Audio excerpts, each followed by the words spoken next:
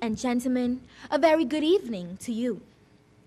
The debate over whether the Universal Declaration of Human Rights is universally relevant is a timely one, as we witness the deteriorating humanitarian situations in a number of member states, including Zimbabwe, Myanmar, Palestine, and the Darfur region of the Sudan. The Venezuelan delegation defines human rights as, firstly, rights to shelter, medical care, nutrition, and education. Secondly, freedom from tyranny. Thirdly, protection from exploitation and violence. Fourthly, liberty of expression and of assembly. Fifthly, access to arable land, employment, and to the media of communication. And finally, democratic recourse as regards the fiscal, military, and political activities of the nation, or patria, as we call it in Spanish. When considering these points and looking at our world today, in which over 1 billion people are hungry or malnourished, and more than 3 billion people live on $2 a day or less, how can we possibly say that the Universal Declaration of Human Rights is not universally relevant? Fortunately, for the people of Venezuela, these rights are enshrined in the Constitution of the Bolivarian Republic of Venezuela, as published in the Official Gazette on Friday, the 24th of March, 2000. The preamble to our Constitution states that following the historic example of our liberator, Simón Bolívar, the Constitution assures the right to life, work, culture, education, social justice, and equality, without fear of discrimination or any form of subordination. Furthermore, these human rights are universal and indivisible. At the same time, though, the Venezuelan delegation does acknowledge the feelings of some member states of the UN. In fact, critics of the current international human rights standards range from Islamists to proponents of Asian values. Some of these critics are gathered here this evening. With some justification, they contend that what the existing international human rights require is deeply influenced by the Western culture only. The people of Venezuela have themselves suffered from this somewhat narrow interpretation of human rights. Our tormentors, in fact, lie to the north of our borders. At the UN General Assembly on September 20th, 2006, our president, Senor Hugo Chavez, took justifiable umbrage with remarks made the previous day by the President of the United States regarding human rights and the spread of democracy. In the words of Senor Chavez, they say they want to impose a democratic model, but that's their democratic model. It's the false democracy of elites, and I would say a very original democracy that's imposed by weapons and bombs. What type of democracy do you impose with Marines and bombs?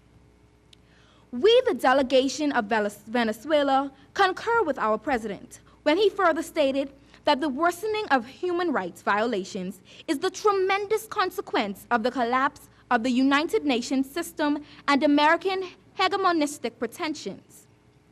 Contrary to what some may say, the Bolivarian Republic of Venezuela is not only a signatory to the UDHR, but has always taken an active role in the affairs of all UN treaty bodies associated with human rights.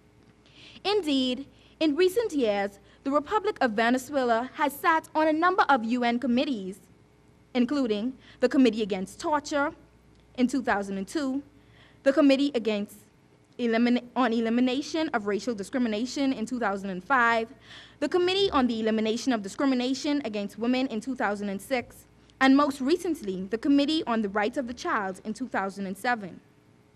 In concluding, we repeat that it is important that this august body acknowledges and appreciates that other societies may have equally valid alternative conception of human rights. In the words of Rachid Ghannouchi, to be relevant, a universal concept of human rights must come from the philosophical vision of all peoples. Excellencies, ladies and gentlemen. Mr. President, distinguished delegates, all countries have the ability to violate the rights of its citizens. all experience challenges in ensuring that rights are not denied.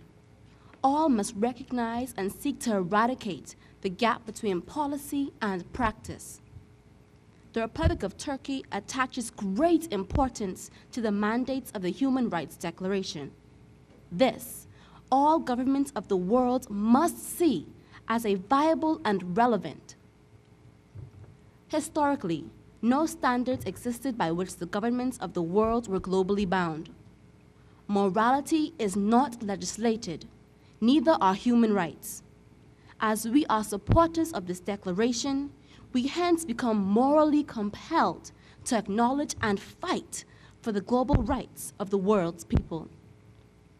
We cannot change attitudes and traditions overnight. The conventions of the United Nations have good intentions. However, due to cultural limitations, economic and religious hindrances, many gladly accept the policies, but acknowledge that attitudes are reluctant to change. The ongoing challenge has been the harmonious coexistence of different value systems. Mutual understanding is needed, and not the imposition of one's own values on another. Turkey upholds the Vienna Declaration and programs of action that has at its core that all humans are universal, indivisible, independent, and interrelated. If this is so, then so are human, religious, cultural, and economic rights, in accordance with Article 27 of the Universal Declaration.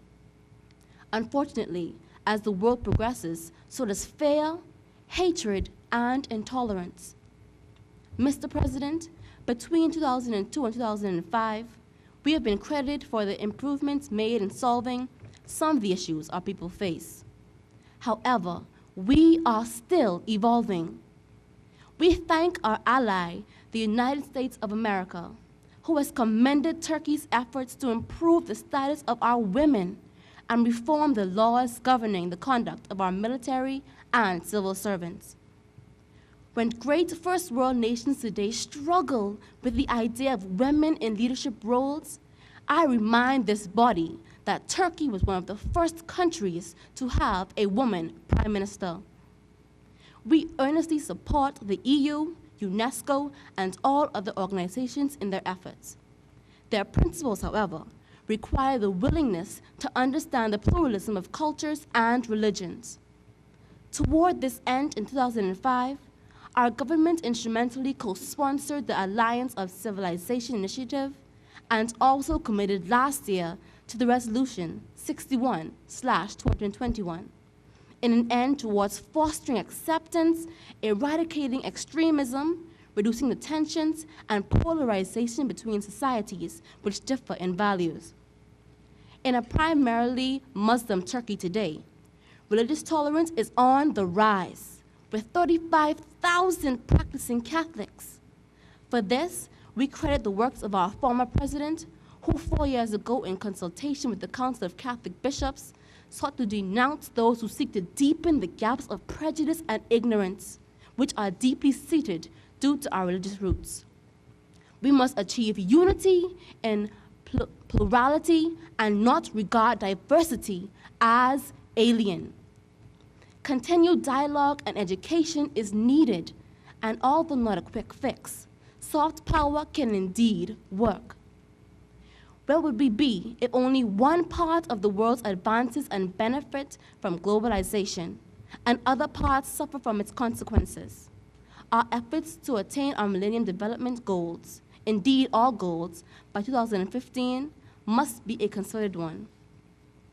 All governments are responsible for upholding the human rights of their people, and all are responsible for ensuring understanding and tolerance of the differences that make us unique. When we realize this, we realize that they are synonymous. Mr. President, if this declaration is not relevant universally, then what is? Thank you.